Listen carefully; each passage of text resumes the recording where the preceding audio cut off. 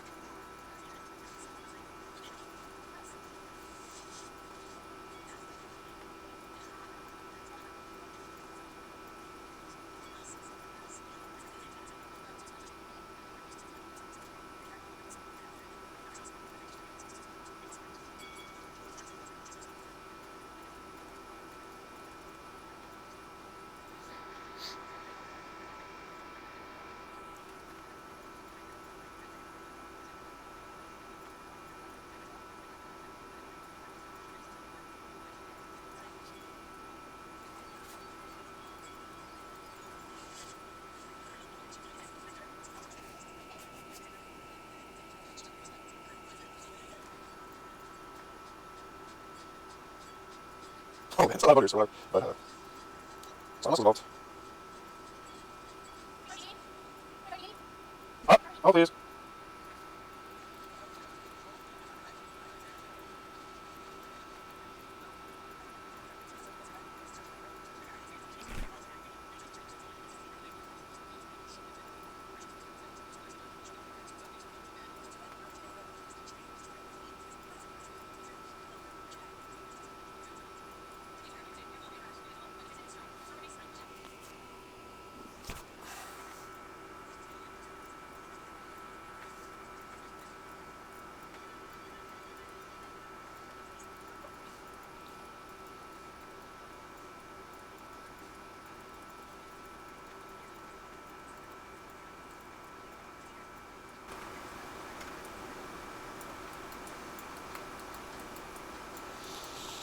So we're using the same motor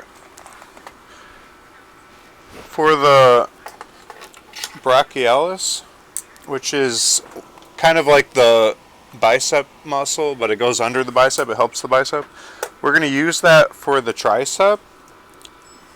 The same motor, when it rotates in one direction, can handle one muscle, and then when it rotates in the other direction, it can handle the other muscle. Since biceps and triceps are opposing, we can use the same motor to control two different opposing muscles depending on which way it's rotating. So that will give even more strength to the triceps for the expense of no additional motors. But a lot of these motors are only assigned to one muscle because the muscle that's opposing that is not going to be the same length of muscle, whereas the bicep tricep length is about the same. So I feel like that makes them more capable of using the same motor.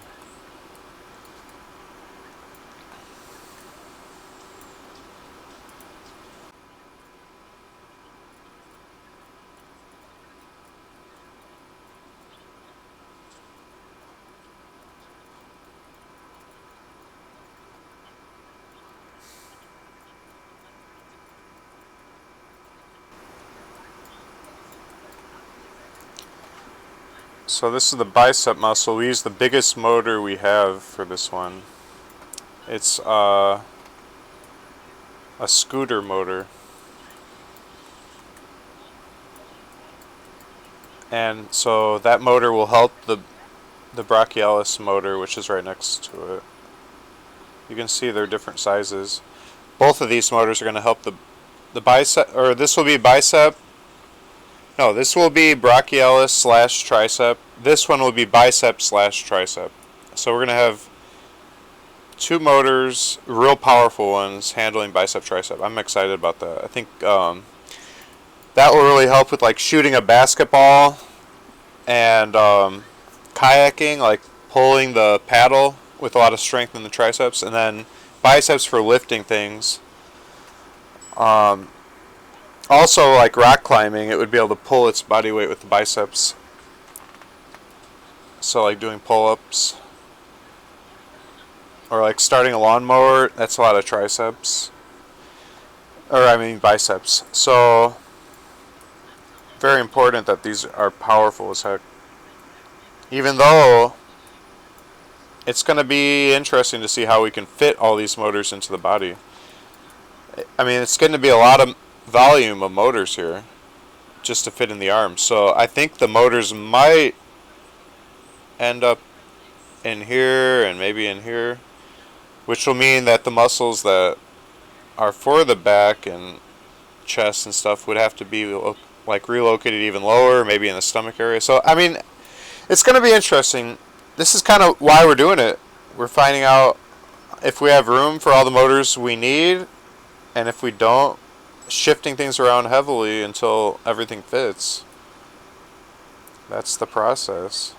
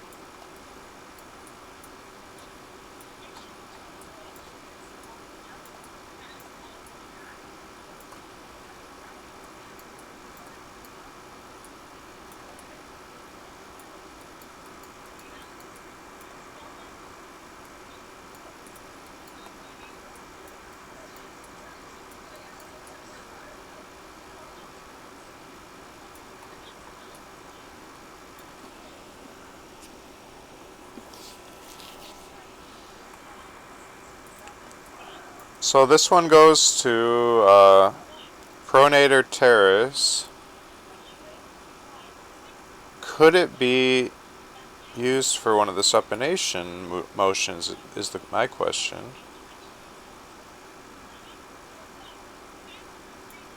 Well, it looks like, actually, the pronator teres is almost identically equal and opposite to the supinator, so we can use it for that. That will get rid of a whole motor. Cool, so we just eliminated a whole motor. So that's really nice. The motor that currently controls the supinator, which is this one, which leads to here. Here's the supinator plaque. You can see the supinator goes from the front of the radius to the upper elbow area, right there. It's about the same length as the pronator, which starts here and goes here to here. Pronator teres. So yeah, supinator motor then can get eliminated completely, since they're about the same length of muscle. And that can be controlled by the same motor that does pronator teres, is now in charge of the supinator as well. So that's really nice to cut down a whole motor. And we want to try to do that as often as we can. Brachioradialis is this motor.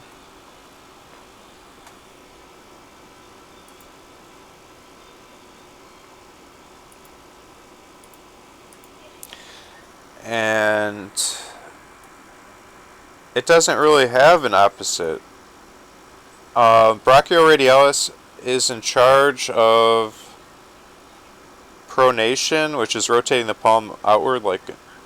No. It's in charge of supination. Well, no, they said it's in charge of supination and pronation depending on the angle of the arm. So if it's completely pronated, it would begin the supination process. If it's completely supinated, it begin the pronation process. So it's kind of an in-between muscle, and it doesn't have an equal and opposite muscle exactly. So it cannot, that motor cannot double for another function or another purpose.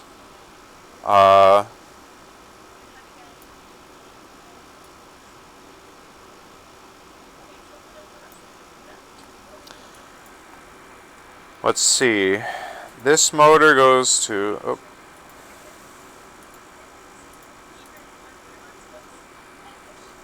This motor goes to...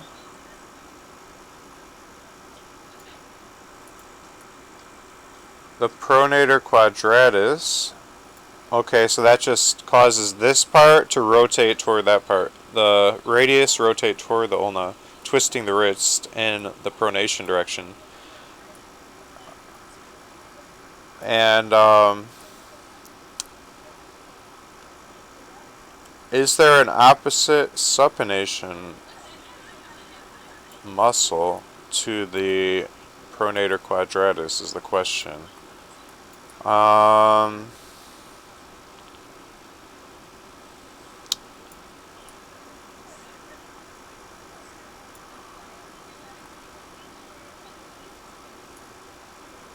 Well, supination is done by the supinator and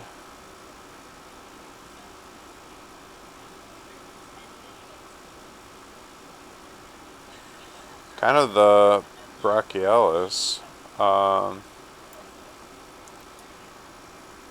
don't really see any other supinator that we can use the pronator quadratus with.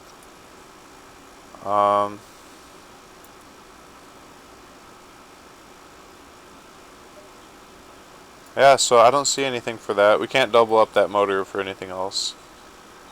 You know, some of these wrist muscles, maybe.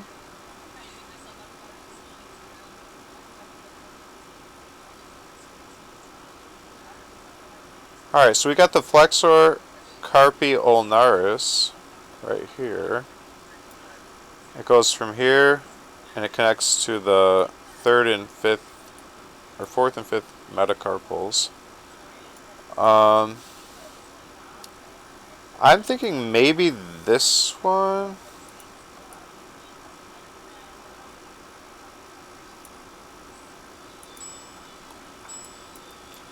The extensor Brachioradialis longus looks like it's equal and opposite to it. Yeah, it is.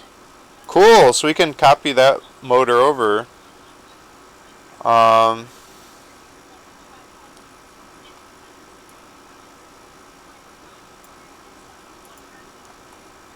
So this motor goes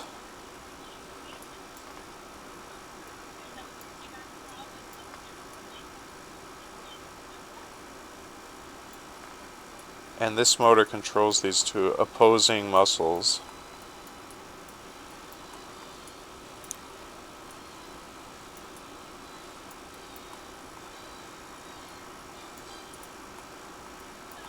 So the Flexor Carpi Ulnaris and the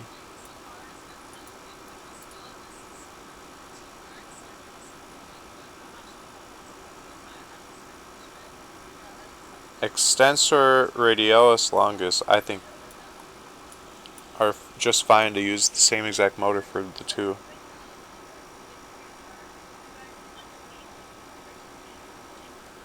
Motor will rotate in opposite directions, controlling opposing muscles. So that's a great way to lower motor count. We just knocked out 2 motors through this process. This motor now handles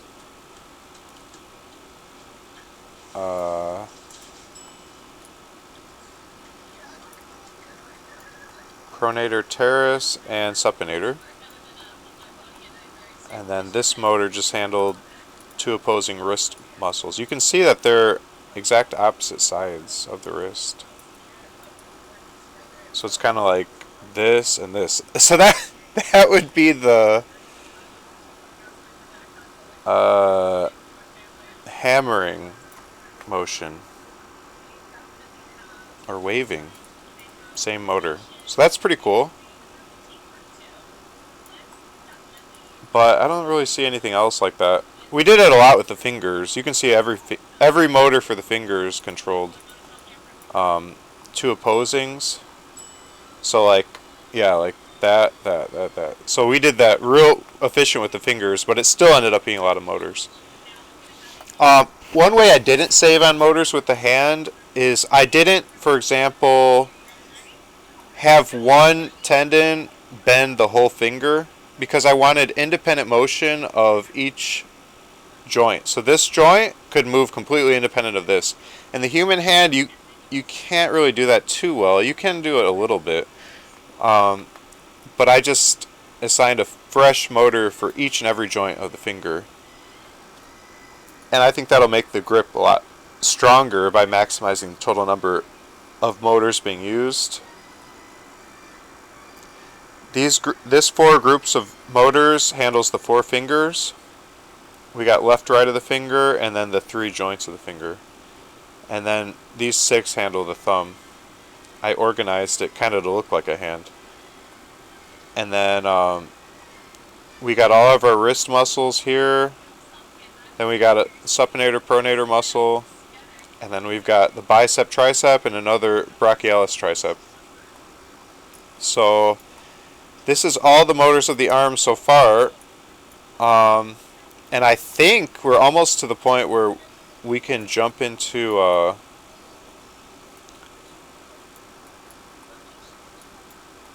after the biceps, I mean, and triceps are done, we're getting into shoulder, I believe. So we're making great progress here.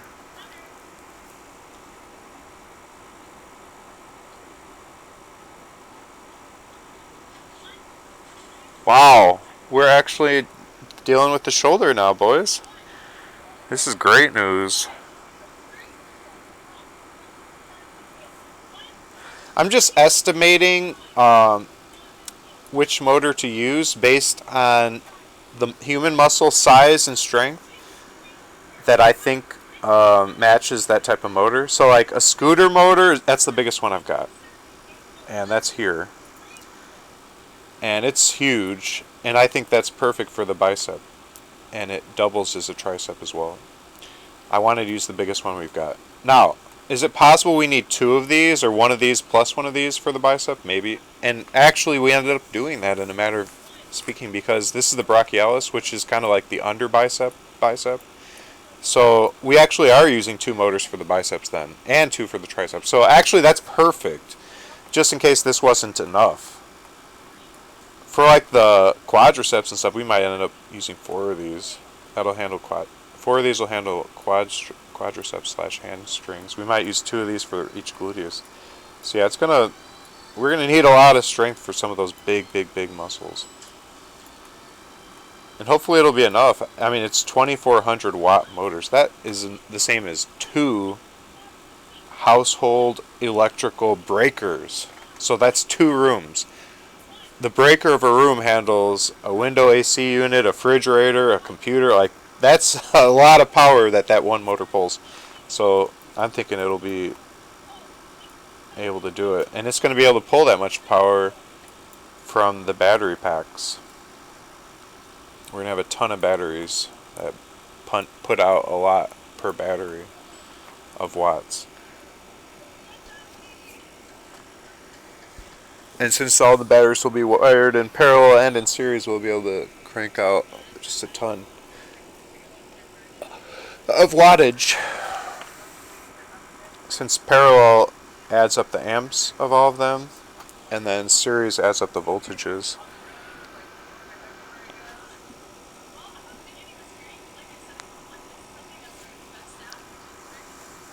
And this one you can see is it's between 11 to 36 volts, 80 amps, 2500 watts.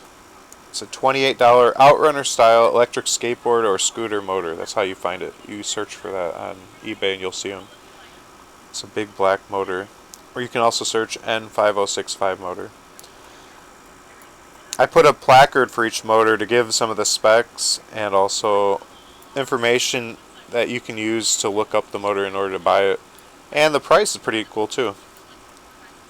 $30 and we got a bicep, tricep.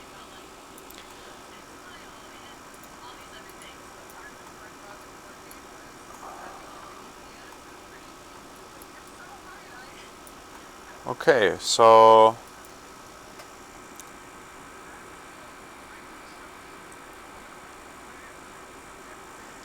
since this is a back muscle, some of the shoulder muscles we might put motors kind of in the lower back region, down in this area, because they are going to be pulling the same way as the lat.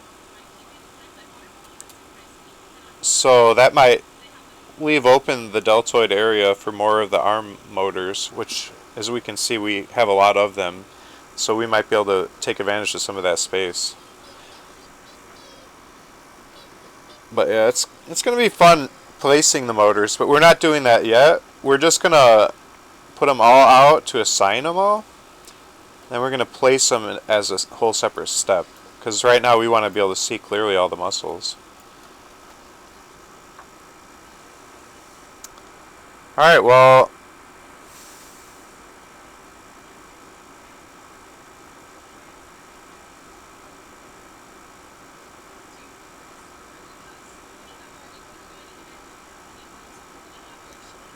holy cow.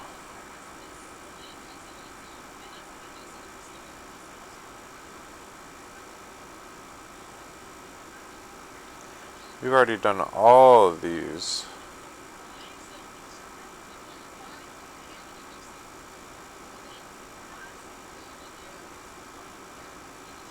All of these we've done. Every single one. It was a lot. We skipped the Aconius. I couldn't see any real purpose for it, and when I read the wiki description, it said it's very trivial the amount of support it actually provides. I think it just keeps the ulna from popping out of socket that way. It just didn't seem like a muscle worth worth putting in the robot, sorry.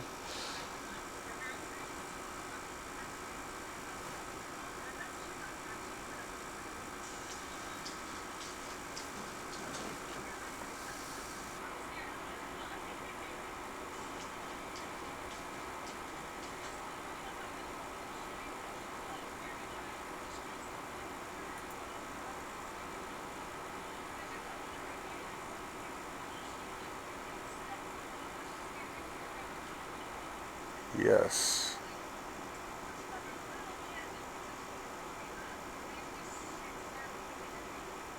So I thought it would do. Interesting.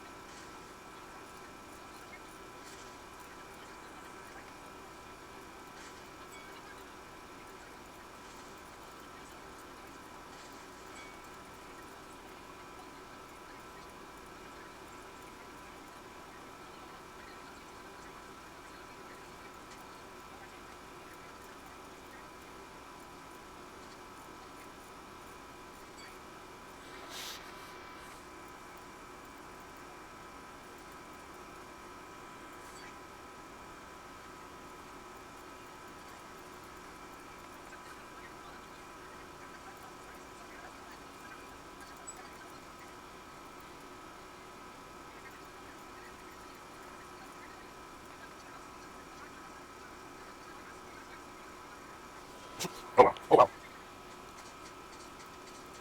This one actually has connected to another bone. Wait, not this one. The front face.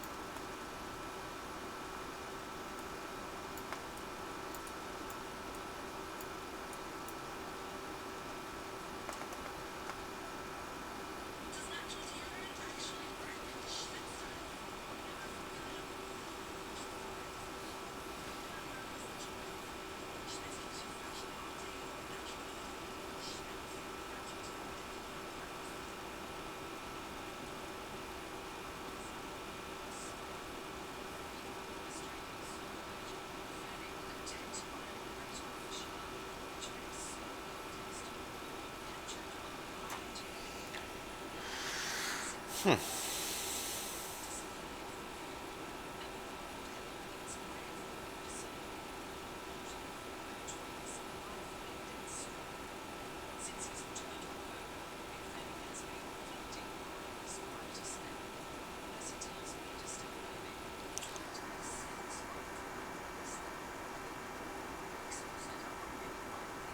think I might divide this into 3 motors.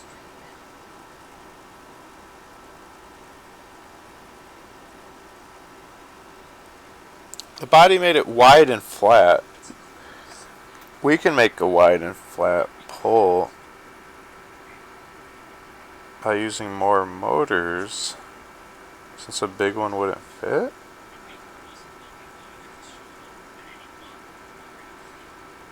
Just how strong is this muscle?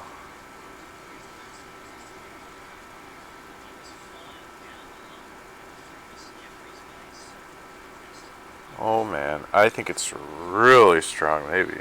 I don't know. I think maybe 3 of these might do it. So we'll have one be this direction toward kind of this center of the sternum, upper head of the sternum. So we'll have it kind of chill right there.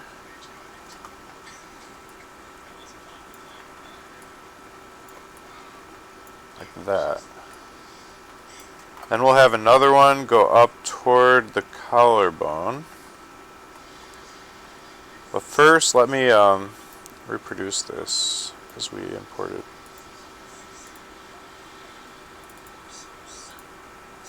Okay. Alright, let's copy paste it.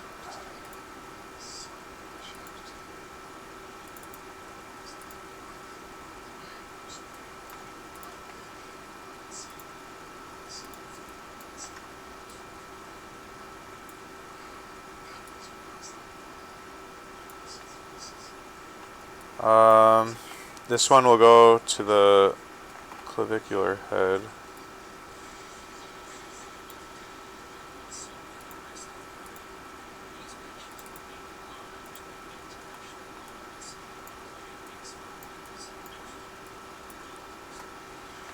Okay, in each case, that has the lowest connection point.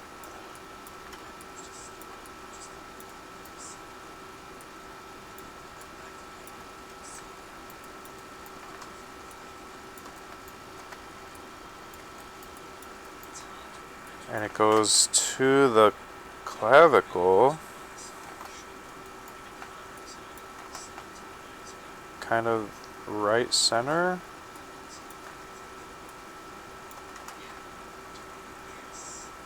Almost a 45-degree angle. Yeah. Right there.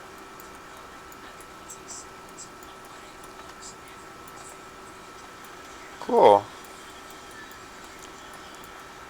And then that's that, and then we'll do one. Should we do 4? 1, 2, 3, 4. Maybe 4? I think maybe, yeah. Alright, center of the sternum. It's just so substantial of a muscle. I don't know, man.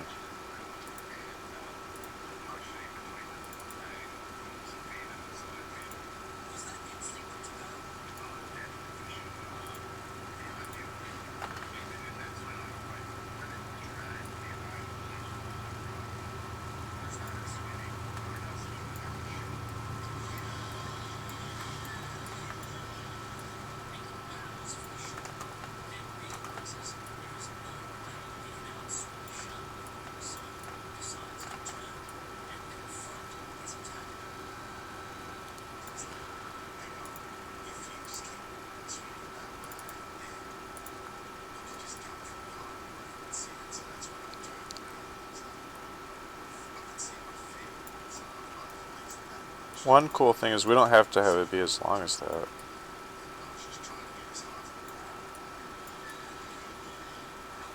We can have it chill out here, really.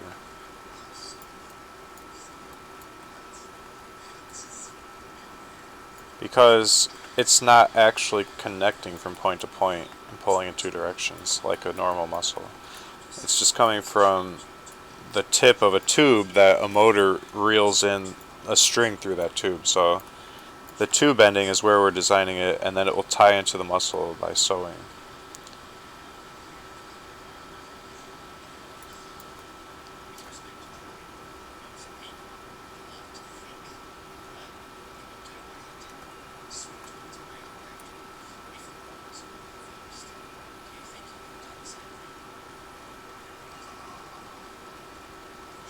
I also try to make the angle direction right in the center of the muscle mass.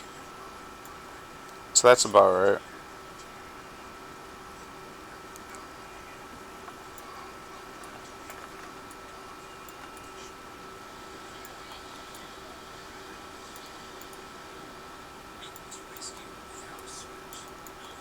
Okay, and then we'll do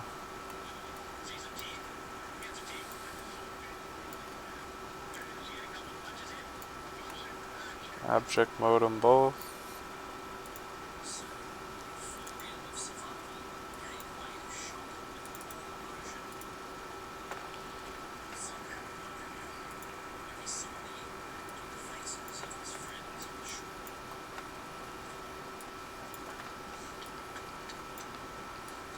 Okay, this one is more like that.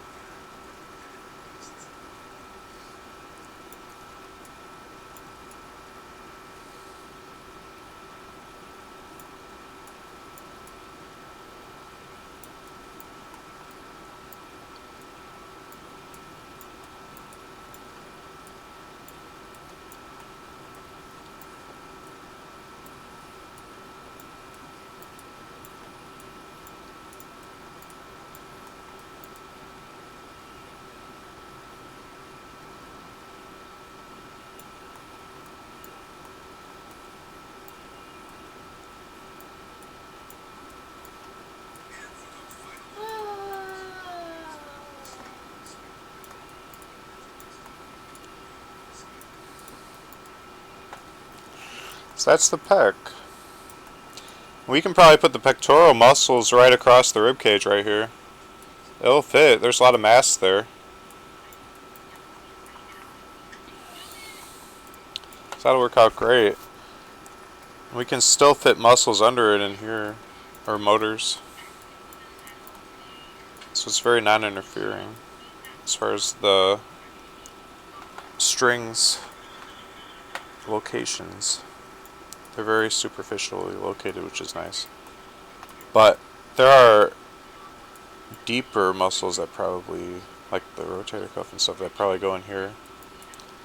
Those are less convenient to work with because they will pass through motors if we had motors mounted right there. So then we gotta be creative about how we mount everything.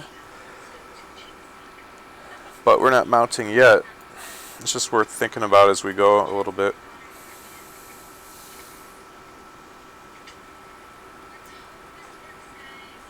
We should label it maybe.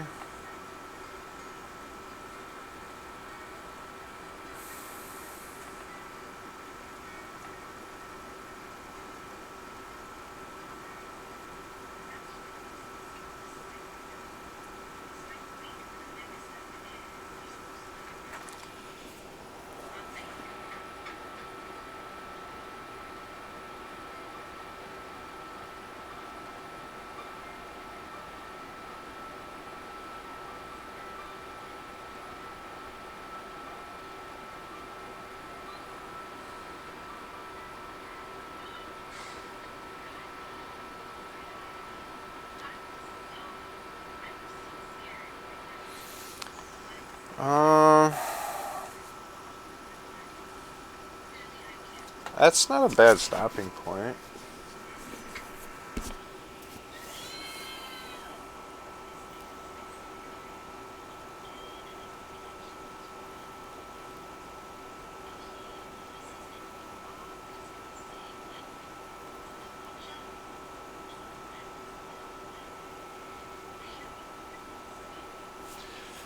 Maybe I'll label them still.